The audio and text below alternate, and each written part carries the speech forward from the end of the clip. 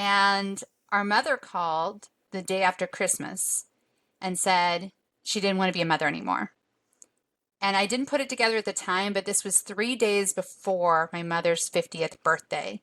So I think you could definitely chalk it part of that up to a midlife crisis, but also our mother was an addict and had been since I was a child, but she'd always been very high functioning until she got caught shooting up morphine at work and lost her job as a nurse.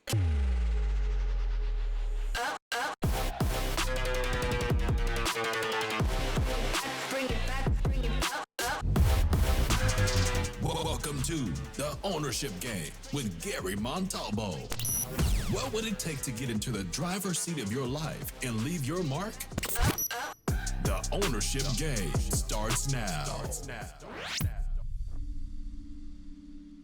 Today I sit down with author and advocate Andrea Wilson Woods. At just 22 years old, she took full-time custody of her 8-year-old sister Adrienne after their mother succumbed to addiction. The next few years were rough, with Andrea working multiple jobs in order to support them. But they were happy, and Adrienne was thriving, until their lives changed forever again, when Adrienne was diagnosed with stage 4 liver cancer at the age of 15. Today, Andrea shares her story. So, Andrea, thank you so much for being on the show. I thought we could start by you telling us about Adrienne. Well, first of all, thank you so much for having me. I'm thrilled to be here. And I would love to tell you about Adrienne. Adrienne is my half sister. We have the same mother, but different fathers. Her father died in a car accident before she was born. He was engaged to our mother. And so there's a 14-year age gap between the two of us. Mm. And I spent my high school years taking care of my baby sister. But when she was 4, I went off to college. So I left the South and moved to sunny Southern California and attended USC. And I still kept in touch. I still would visit during holidays. So I was still very close to my sister, even though she was quite young. And then my sister came out for what was supposed to be a 2-week Christmas vacation. And this was December of 1994. I had actually graduated the year before, a little bit early from college. So I had my college degree, I had a great apartment, I had a little bit of money, but I was living with a really abusive alcoholic. So it was not an ideal Mm-hmm. situation. But I was looking forward to this 2-week vacation and I went all out. Like I spent way too much money that I shouldn't have. And our mother called the day after Christmas and said she didn't want to be a mother anymore. And I didn't put it together at the time, but this was 3 days before my mother's 50th birthday. Mm-hmm. So I think you could definitely chalk it part of that up to a midlife crisis, but also our mother was an addict and had been since I was a child, but she had always been very high functioning until she got caught shooting up morphine at work and lost her job as a nurse. And she could have gone to rehab. She was offered rehab. It's very common for doctors and nurses to have issues with addiction, but she refused. And once she lost her nursing license, her life completely unraveled. She could not keep Mm-hmm. it together. And so I told my mother on that day, December 26, 1994, that if I took my sister, I was not going to give her back. And I said, if I take her Mm-hmm. now, I'm not, because I had just seen what had happened to my sister's life. And I think she sort of blew me off and was like, all right, whatever. And ultimately, I did go to court, sued her for legal custody, and won. Okay. I know. I didn't even want to continue. I thought it would No, stop there. thank you for pausing there because wow. Okay, so some details. How old were you there and how old was your sister? I was 22 and she was 8. Wow. Okay. So, I mean, I'm really the first thing that I'm present to is your the courage of and conviction for you to be able to make that decision at 22 and when your life is not, together and you're trying to figure it out and you just, knew that you had to take care of your sister, Yeah. and yeah, it's very I don't know what the word I'm looking for is, but I'm very moved by that. Thank you. I Um, found out later that I was my mother's last choice, actually. I found out later that she had tried to pawn my sister off on multiple people and that I was her very last option. And I think I was her last option. This is pure speculation on my part, but I think not because my mother didn't think I would do a great job, but because she knew I wouldn't give her back. She knew mm, that I was not going to give her back. mm-hmm. What so I have so many questions. So the first thing is what so because you were on vacation, she was on vacation with you for 2 weeks, and it was during that time. So it wasn't like something she was planning, or do you think she was already planning it from the Oh, beginning? my mother And was planning it because my okay. sister came with two suitcases, which really surprised me Oh, for 2 weeks. One suitcase had all of her clothes, the other suitcase had all of her stuffed animals and toys. uh-huh. So my mother planned it that way. Yeah. And what did you know what was going on with your mom fully? Is that why you were saying you would not give her back? Were you Yeah, I aware of did. everything? I Okay. did. My mom had refused to go to rehab. I had been sending her money. I had even given Mm-hmm. her a calling card so my sister could call me whenever she wanted. Yeah. And she refused to admit she had a problem. To this day, she's never gotten help and she's still alive. Yeah. Wow. That's got to be really challenging. So what happened next? I mean, you're 22 now and you have an 8-year-old, and it sounds like you're not in the greatest situation at home yourself. Yeah, Adrienne really, she saved my life. And people always say I saved her, and she really saved me because I was in this very abusive relationship and it became physical. And I realized that I had to get us out of that situation. You know, Mm-hmm. if she had not been there, I think I would have stayed. And I'm still sort of like processing why that is, but I mean, I grew up with an addict, and so I had this like, moth to flame effect on with Yeah. people with problems. Come to me, I will help you. Yeah. Yeah. And ultimately, I ended that relationship the following spring, and my sister and I ended up moving to a new apartment on our own. And I mean, it was a real struggle. I'm not going to sugarcoat it. It was really, really tough. And at one point, I had four part-time jobs so I could be on her schedule.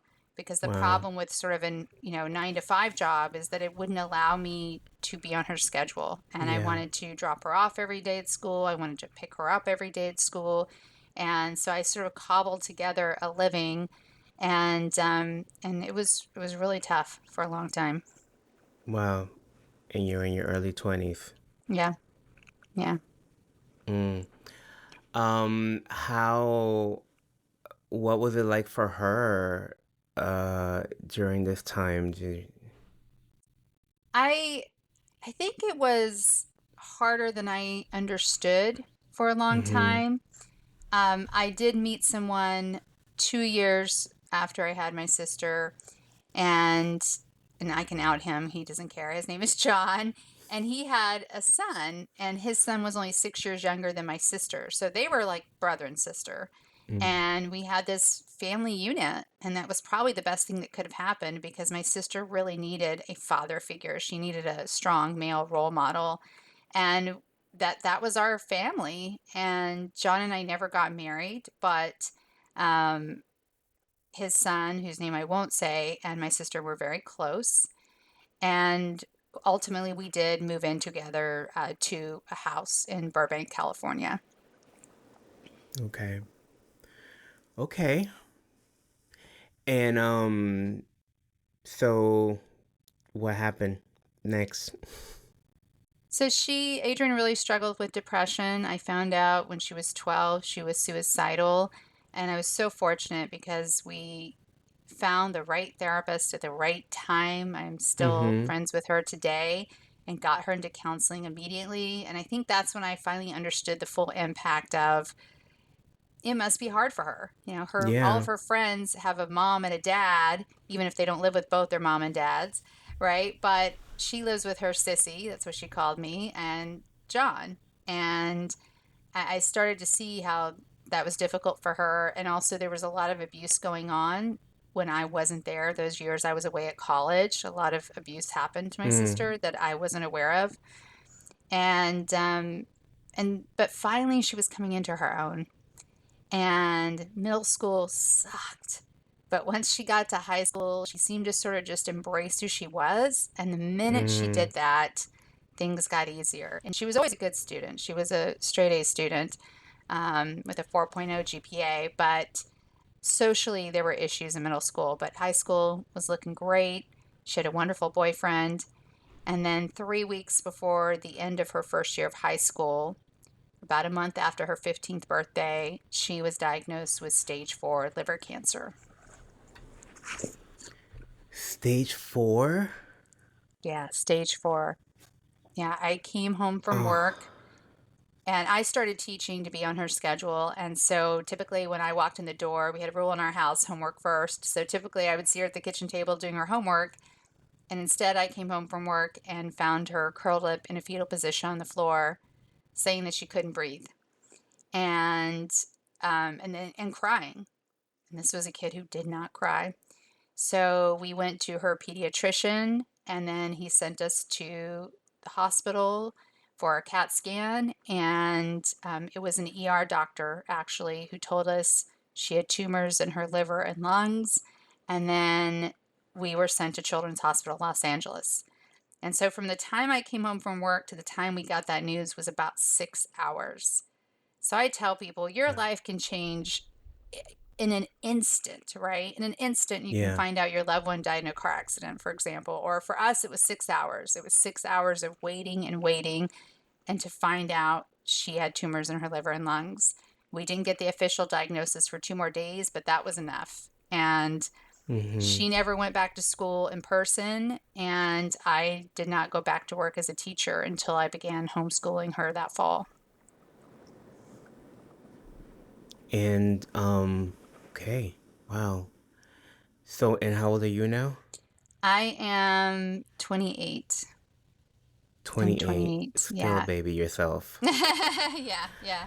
Yeah, I I turned keep 29. No, I turned 28 in the hospital. Is that right? Wait, I got to get my math right.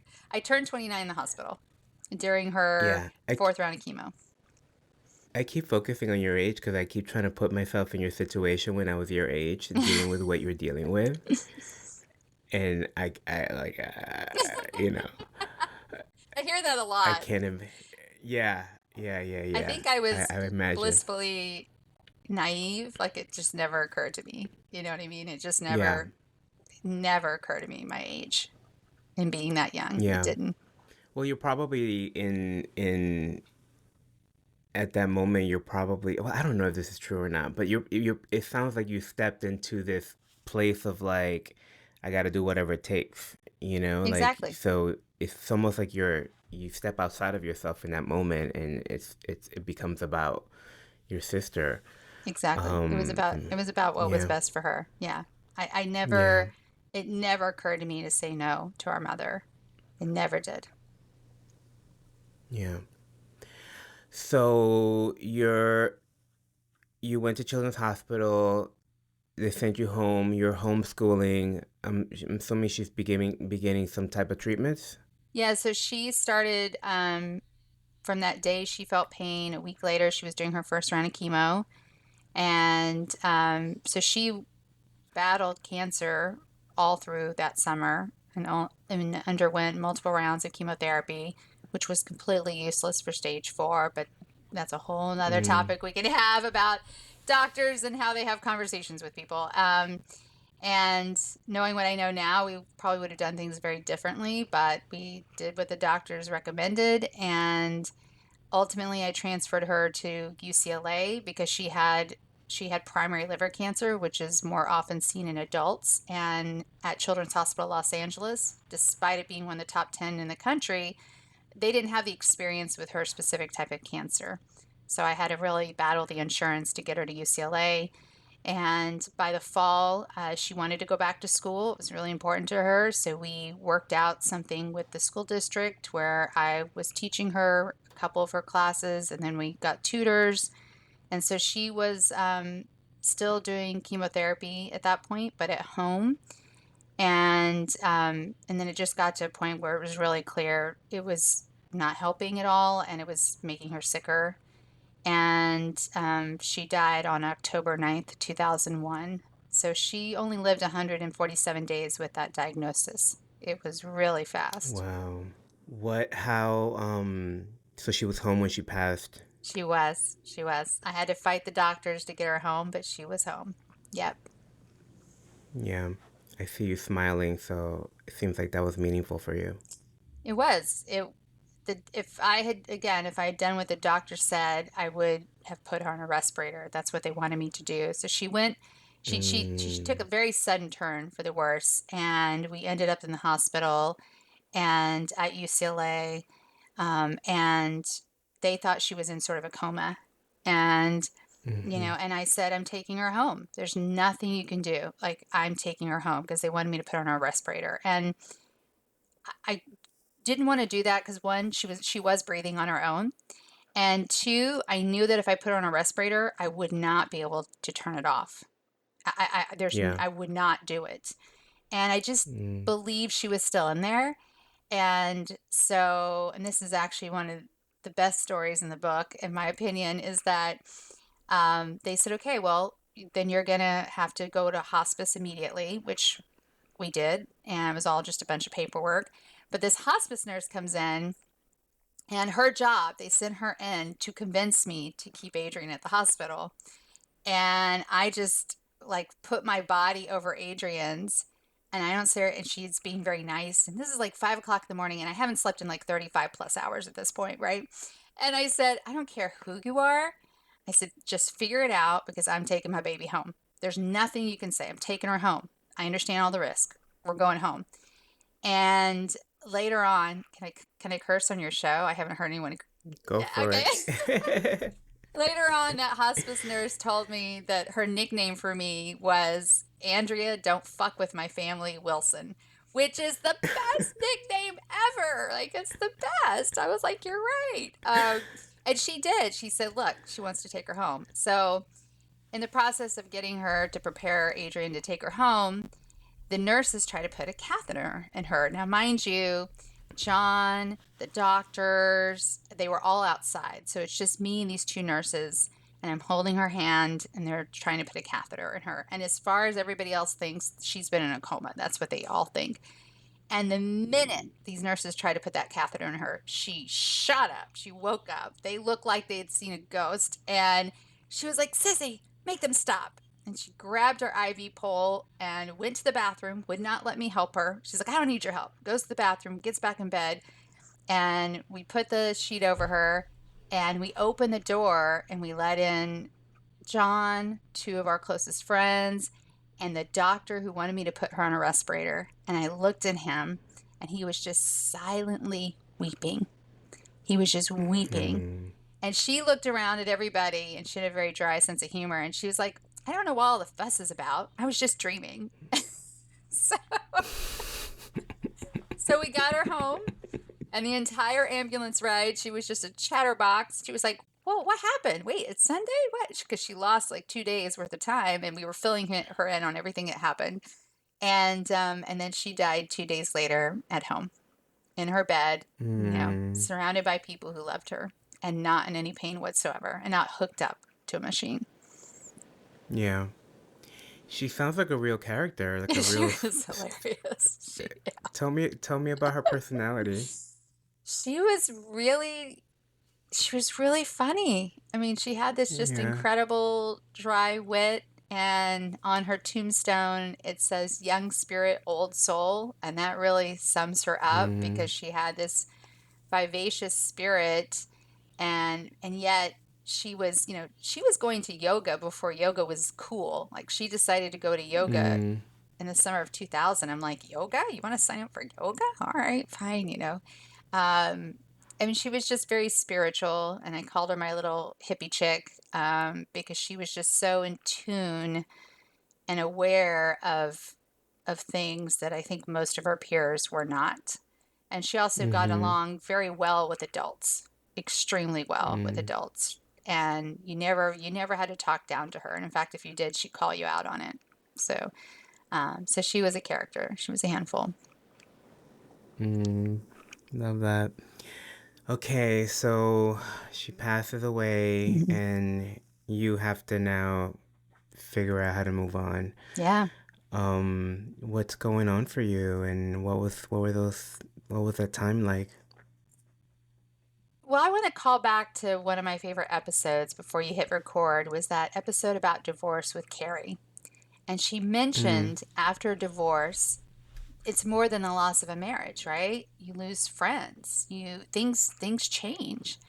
And yeah. that's what happened for me is my identity was so wrapped up in being my sister's parent. That was my number one priority, and everything Mm, else was second to that. And the people who knew me knew that. Um, and that first year after she died, I tried really hard to sort of continue to play that role. And even though I couldn't be her parent, I spent more time with John's son. And I really just sort of faked it that first year. And I don't mm-hmm. recommend that because I didn't give myself time to grieve.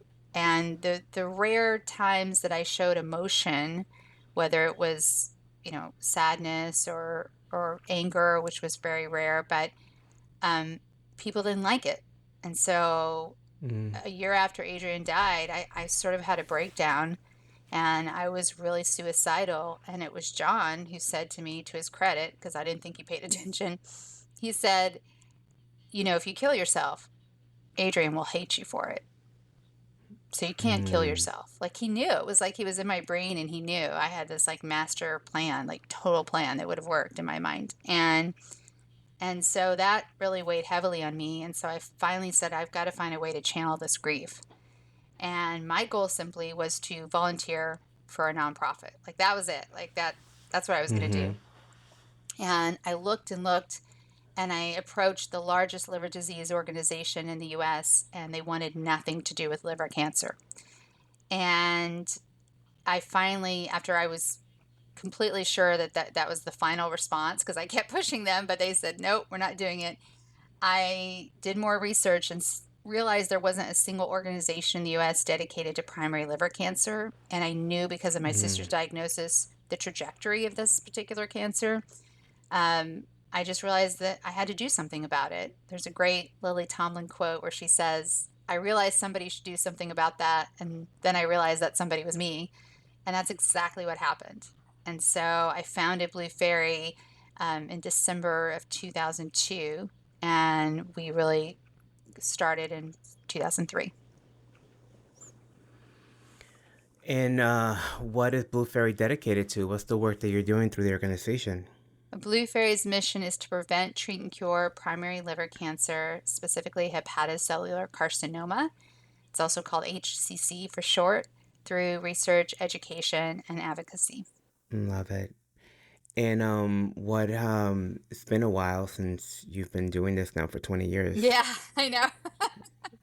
I haven't been doing it full time for 20 years. I should say that for a long Yeah. time we started with nothing. I mean, we had no money. Yeah. And so for a long time, I hate to use the word hobby, that's not the right word, but it was sort of this side thing I did that gave all my time to because I wasn't paid for most of that 20 years. In fact, I didn't become a full-time Yeah. employee until 4 years ago or so. Um, Yeah. but it took a long time to really gain traction.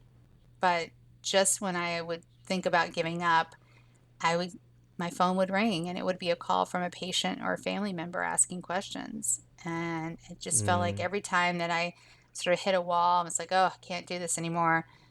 Someone would reach out and ask for help. And you know, because it was like Adrienne was sending people to me. yeah. I want to talk about the advocacy part a little bit, Yeah. and because you when you were sharing your story, you said first of all you demonstrated having to advocate for her Yep. yourself, and you said if I would do it differently now. Had I Yeah. known what I know now, I would do it differently. So I'm curious, what would you have done differently, and how has that informed the advocacy trainings that you're doing, right? Like how the teaching others to advocate for themselves. Well, some of the things I would do differently is we always tell people to get a second opinion. And we did get a second Mm-hmm. opinion, but we got that second opinion after she had started treatment. And Mm, and the treatment, especially now, first of all, there are a lot more options for advanced liver cancer now. They're still all palliative, they're not curative, but there are many more options. I mean, it's phenomenal what's happened over the last 5 or 6 years, especially. And but before even starting treatment, I wish we had gotten that second opinion. I think by the time we got actually in that doctor's office, she had already had 2 rounds of treatment, I believe. Um, and the mm-hmm. other thing is, if you have an advanced form of any kind of cancer, look at clinical trials. And I did start looking at clinical trials, but not until a little bit later. And I wish I had looked at clinical trials immediately. Now, we had a barrier that is much better than it used to be, thanks to the work of some many young cancer survivors. But we had the barrier of technically she was not an adult.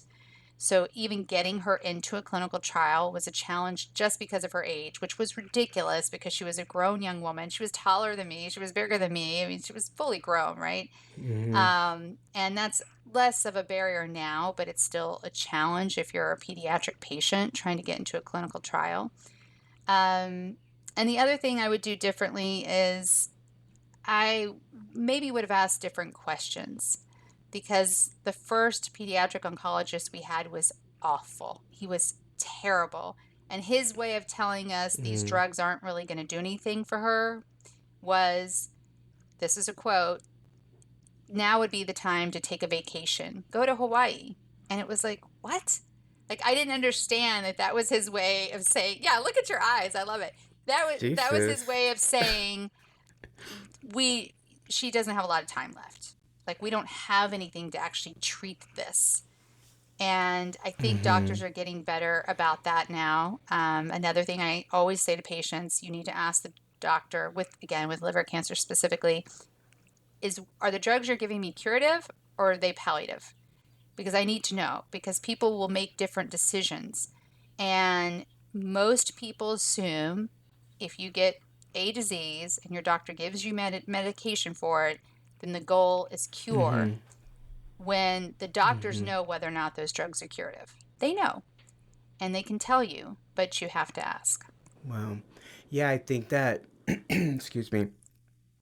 I think that my the way that I was raised was sort of like you grow up with like, oh, doctors are the experts, Yeah. right? They know all the stuff, and and for me, it's like I'm an immigrant from Dominican Republic, so that like reverence is even more so there, and so it it's not part of the culture to have to advocate for yourself when you're in these environments that the instinct is to trust what they're saying because they're the experts, right? But it's crazy how much advocating you have to do within our medical system, and if you don't know, so the work that you're doing is great because you're essentially teaching people how to advocate for themselves, I think, Yes. and that's a skill set that we don't learn, right? We don't know where to go when this kind of stuff Yeah. happens. And it's a transferable um skill set too. I mean, if you can advocate for your health, then you can advocate for yourself and other parts of your life. yeah, yeah, it's a really good point. So what's next for Blue Fairy? What are you working on achieving in the next, couple years, 5 years, decades?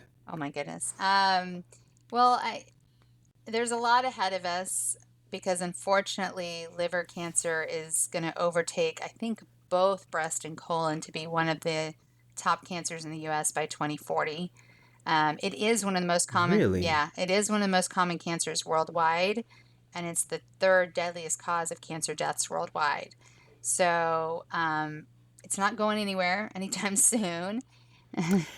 And am I if this is the first time I'm hearing this? Is something is it like am I missing something or are people just not aware of that? I would say people just aren't aware of that, and also liver cancer is really complex, and typically, not everybody, but most patients have an underlying liver disease. And so I think most people connect alcoholism to liver cancer. I know that we certainly did. Like when Mm, the doctors told me she had liver cancer, I was like, what? Like the only thing I could think of was, not that I thought my sister was a drinker, but that was the only connection I knew. When in fact, the more common causes of liver cancer are hepatitis B, especially in Asian countries, hepatitis C, which is very prominent in baby boomers. It's kind of the last generation here in the US because there are curative drugs for hep C now. Um, there is still alcoholism, of course, and also fatty liver disease. And that is becoming the number one cause of liver cancer. And what I mean by that, just so a doctor doesn't slap my hand, is fatty liver disease can cause your liver to become cirrhotic, so scarring, and it's that cirrhosis of the liver that can lead to liver cancer.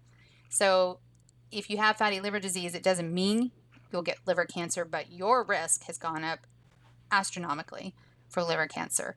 What mm, leads to fatty liver disease? Obesity. There are a lot of fancy terms the doctors have for it, but if you corner them one on one in a room, they'll say, "Oh yeah, it's because, as a country, as a nation, as the world, it's not just limited to the US, or even Western countries. yeah. We're becoming heavier than we should be, than our bodies can handle." And I think what a lot of people don't know about the liver, I don't even know if I knew this when my sister was diagnosed. The liver processes everything you take in your body goes through Yeah. your liver. It's It's the it's the filter. filter. Its job is to remove toxins, and so every single thing you put in your body goes through your liver. And also, the reason so many people are diagnosed very late is because our liver doesn't have pain receptors. So when my sister was diagnosed, it was because her liver had gotten so large, it was actually pressing on her diaphragm. And that's why she kept saying, I can't breathe, I can't breathe. It was that pressing on her diaphragm. And so often when liver cancer is caught early, which is when you have to catch it if you want to cure it, it's an accident.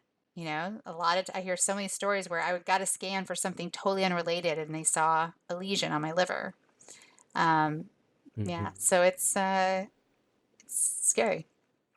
I don't think I answered your initial It's question. I something. went down the liver cancer rabbit hole, but Yeah, yeah, yeah. It was a good okay, rabbit good. hole. All right.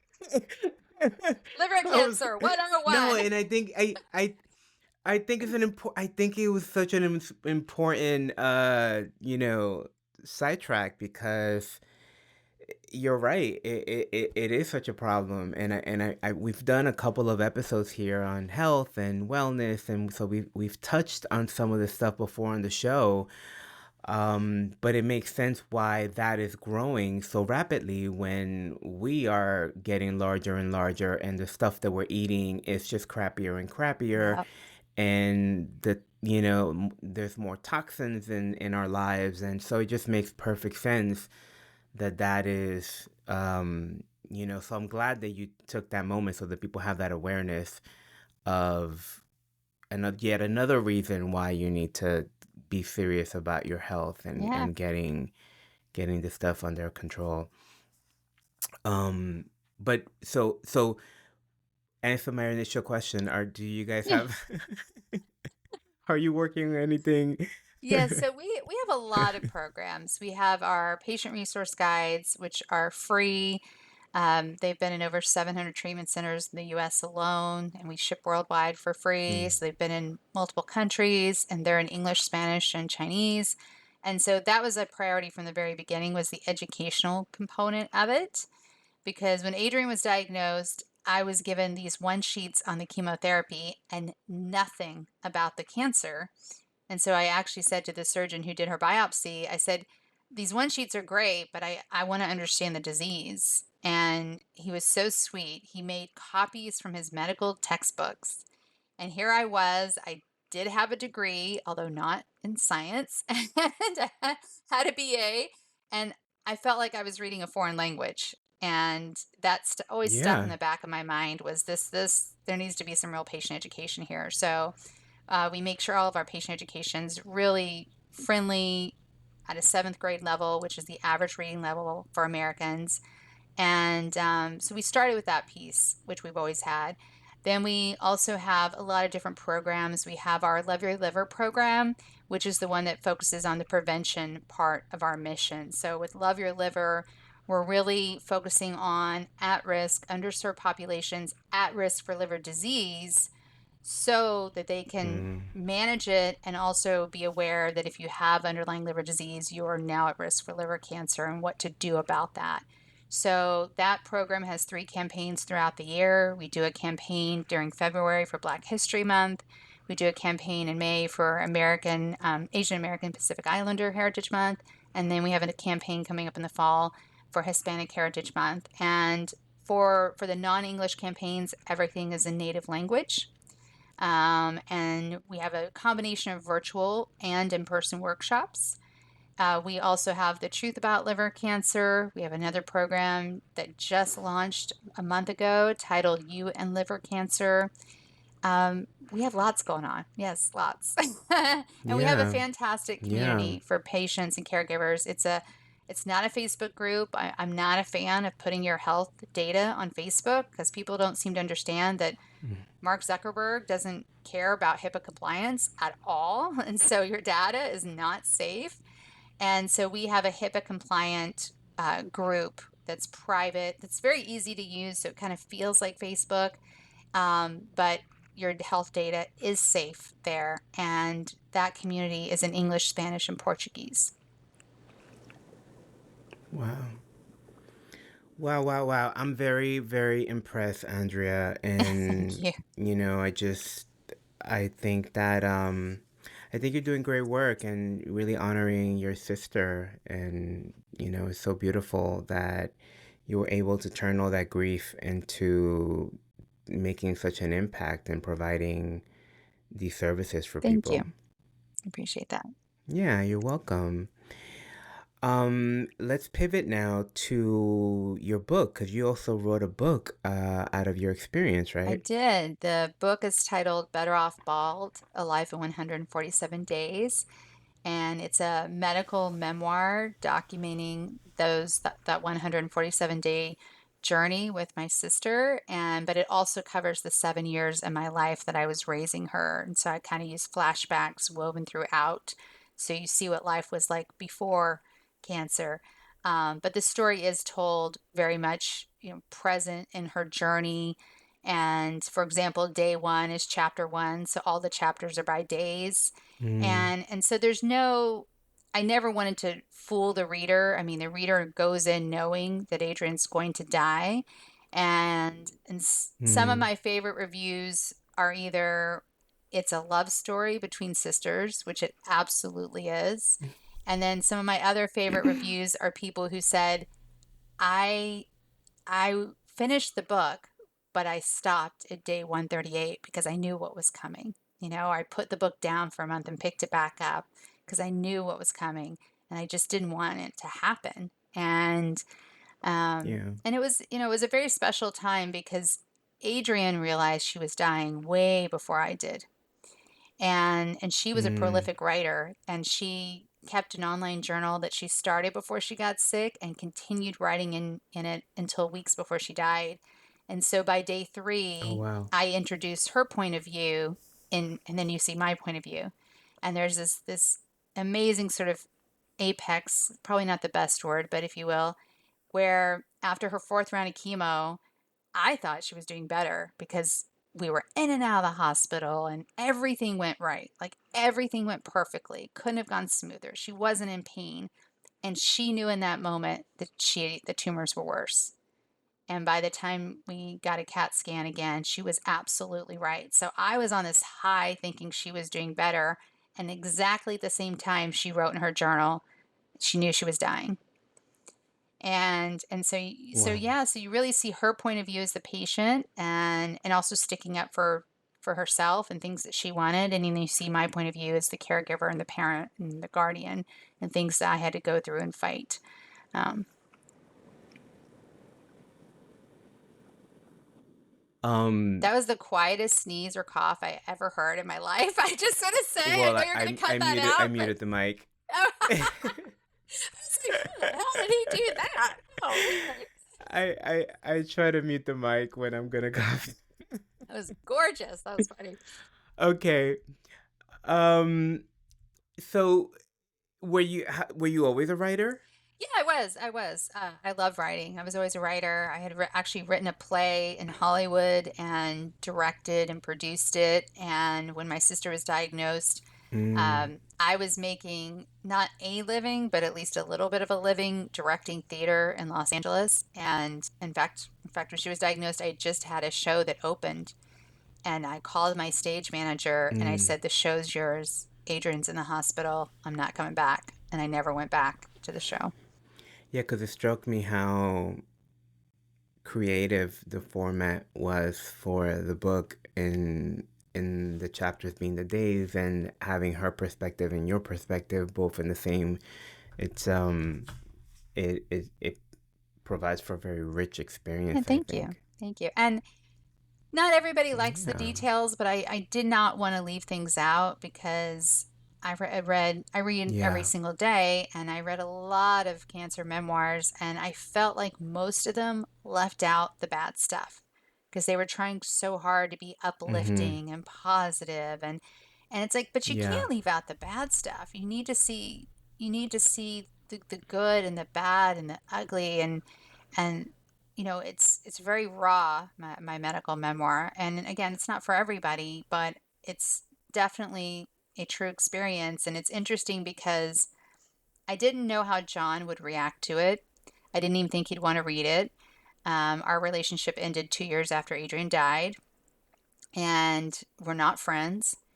But he wanted to read the book, so I sent it to him. And Mm. he's one of the few names in the entire book I did not change, because she had a special nickname for him, and I was like, that needs to be part of it. So I did not change his name. I didn't hide who he was. And he sent me a message on Instagram after he read the book. He read it in one sitting. He stayed up all night, and he said, "Every word you wrote is true. That's exactly how it happened. That's exactly how I remember it." Mm. And and that made me feel really good that because I wrote about the issues that he and I had too, as a family, and the problems we had. Mm. I mean, that was part of the dynamic, but he said, "Yeah, everything you wrote is true. That's how it happened." Wow. And you have another book now Yeah.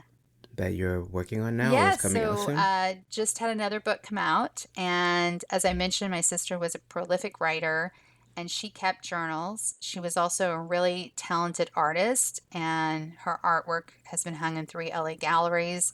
And she was a poet. And so I am only the editor of the book. She is the author. So we published her Mm. journals. And it's her journals, it's her artwork, it's poetry, and it begins a year before her diagnosis. And again, the journals go up until just a few weeks before she died. But this is 100% her, in her own words. And you see this very abrupt change when she's kind of having normal teenage problems, loves her boyfriend, but they're fighting, just kind of school things. I need to study, I need to do this. And then there's Mm-hmm. this abrupt change, and she comes back and she goes, "Oh, guys, I'm sorry, I've been gone for 3 weeks, but I was diagnosed with hepatocellular carcinoma, and this is what this means." And da da da da. And then you see this transformation where like I said, I think she realized early on she didn't have a lot of time left. Like, I think she just knew. And Mm-hmm. she made a bucket list, and I could not call it that at the time, but I knew that's what she was doing. And she was like, "This is everything I've ever wanted to do. I want to tackle it." And so she met her favorite rock star, Dave Navarro of Jane's Addiction. She met him not once, but twice. And I think people think I was the driving factor and behind that. I was not. That was all her. I just helped her however I could. And so she just had this bucket list, and we did almost every single thing she wanted to do on that bucket list. Oh wow, Yeah. that's so great. Oh, So, may I mention one more thing I forgot? All the proceeds of yeah, Adrienne's yeah. book, which is titled I'd Rather Be Dead Than Deaf, A Young Woman's Journey with Liver Cancer, all the proceeds go to Blue Faery. So Blue Faery is a publisher of record, and all the proceeds Mm, go to Blue Faery. And I did get a little grief on the title from a few book bloggers. And I was like, well, then don't read the book, you know. But that is what Adrienne said to me and to her pediatric oncologist when she first started chemotherapy. They knew one of the drugs would cause hearing loss. It's a known side effect of this drug. And she lost her mm, mind. And that was another example of her advocating for herself. And she just said to me and to the doctor, I'd rather be dead than deaf. And so we made a promise to her that if she had any hearing loss, we would quit that drug. And after only 2 rounds, she started to have hearing loss. mm, And she was like, I'm done. I'm out. Find another drug. Not doing that one again. And so I think her spirit really comes through in her book. It's because it's her words. mm. And where can people find your book? Amazon, of course. Anywhere you buy books, Barnes and Noble, Google. Right now, we only, at the Okay. time of this recording, have the paperback and hardback. We'll have the ebook soon. The ebook was a lot more challenging than we anticipated because of the sheer amount of artwork in the book. But we'll have it soon. Mm. And as we wrap Hmm. up, I want like, how are you? Like, how are you doing? What's your life like now? I mean, I know you're doing all this amazing stuff, but I want to just check in on Yeah. you. I have good days and I have bad days. You know, it really depends.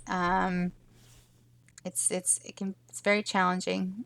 I miss her every single day. I don't think time heals Yeah. all wounds. Time just helps you get used to those wounds. But you know, I had a friend who said once who lost her sister to cancer. She said it's kind of like you lose an arm and you don't get the arm back, but you just learn to live without having the arm.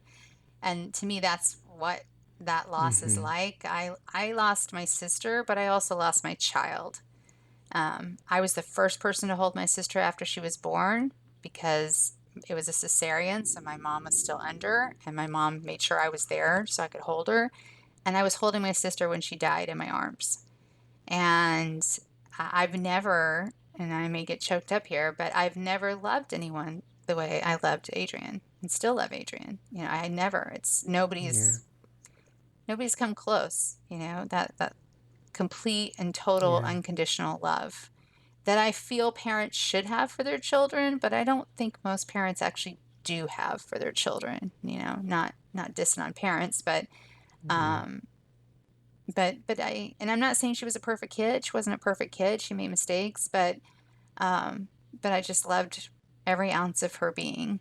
And that's why, as I mentioned Yeah. earlier, some of my favorite reviews of the book are that it's a love story between sisters. Mm. Well, Andrea, thank you so much for coming by and sharing your story, sharing Adrian with us, sharing the work that you're doing to carry out her legacy and the awareness of, things that we have to pay attention to in Yeah. our health. Thank you for all of it. Just it's been a lovely time talking to you, even though it was, a sad story. Um, it really filled my heart to get to know her Oh, through you. thank you so much for having me, Gary, and for letting me share the story. Absolutely. Talk to you soon. To learn more about Blue Fairy and the many programs and resources they have available for families dealing with liver cancer, please visit bluefairy.org. And if you're able to, please consider making a donation so that Andrea can continue the amazing advocacy work that she's doing in the name of Adrienne. As always, thank you so much for joining me this week. If you've enjoyed this episode, please consider sharing it with 2 or 3 people that you feel would be inspired by the message. Also, don't forget to click follow or subscribe to keep up to date on all the new episodes which drop every Tuesday. Lastly, I want to remind you guys that you can always get in touch with me by visiting theownershipgame.com. There you can suggest topics you want me to take on, suggest speakers you want me to have on the show, or you can just say hi and tell me how much you're loving the show. I'll see you next week. Thanks for listening to this episode of The Ownership Game with your host, Gary Montalvo. Make sure to like and comment on your favorite podcast platform, as well as subscribe so that you never miss an episode.